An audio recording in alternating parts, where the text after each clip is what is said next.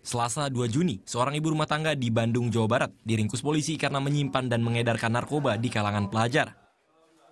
Ia ditangkap bersama teman laki-lakinya beserta barang bukti 30 butir Inex, 19 butir obat penenang, dan 5 gram sabu siap edar. Pelaku berdalih hanya sebagai kurir dan bukan pengedar narkoba. Masih di Bandung, 5 Mei 2015, seorang ibu rumah tangga diamankan polisi mengedarkan ganja dan sabu dan dikemas dalam bekas kemasan makanan ringan. Sementara di Jakarta, 2 orang ibu rumah tangga ditangkap BNN saat bertransaksi narkoba.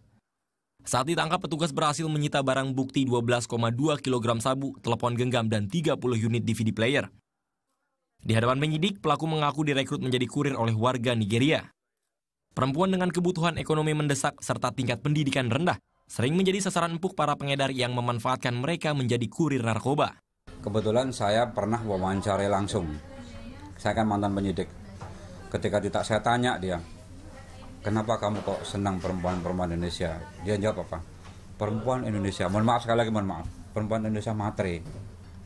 Jadi ketika saya beri HP baru, saya beli tab baru, itu langsung kata orang Jawa, kelepak. Metode pendekatan yang sering dilakukan para pengedar, khususnya pengedar WNA, adalah dengan membantu perekonomian hingga menjalin hubungan asmara. Rekrutnya bisa melalui teman dekat, teman chatting, pacar, kemudian sebagai suami istri yang tidak jelas, itu metode-metodenya. Hal senada diungkap pengamat sosial. Banyaknya kasus yang menjadikan perempuan terlibat dalam narkoba, baik sebagai pengguna, kurir maupun pengedar narkoba, dinilai sebagai bentuk pelampiasan stres dan tuntutan kebutuhan ekonomi yang tinggi. Ada para wanita di dalamnya. Kenapa? Kita tahu di era modern saat ini, orang-orang yang hidup di kota khususnya itu disibukkan dengan kompetisi ekonomi untuk memenuhi bukan lagi kebutuhan dasar, tetapi kalau dalam istilah saya adalah hidup yang gaya. Untuk meminimalkan hak ini, pemerintah harus membuat pelatihan dan memberdayakan kemampuan mereka. Bagi para ibu rumah tangga, pemerintah sebenarnya bisa menyiapkan juga misalnya kursus-kursus gratis.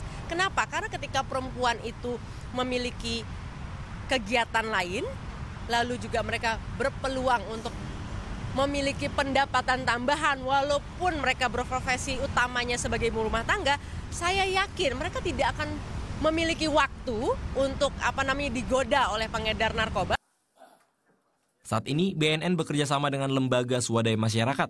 Peduli Perempuan berusaha untuk terus memberikan sosialisasi serta edukasi mengenai bahaya jaringan narkotika hingga ke lingkungan PKK sebagai langkah pencegahan. Bila perempuan memiliki pengetahuan yang cukup tentang dampak dan bahaya narkoba, dipastikan pengawasan dan perlindungan terhadap anak dan keluarga dari bahaya narkoba akan menjadi lebih baik. Karena mencegah pengaruh narkoba di tingkat keluarga akan lebih efektif ketimbang proses penanggulangan peredaran narkotika di skala besar. Tim Liputan melaporkan untuk NET.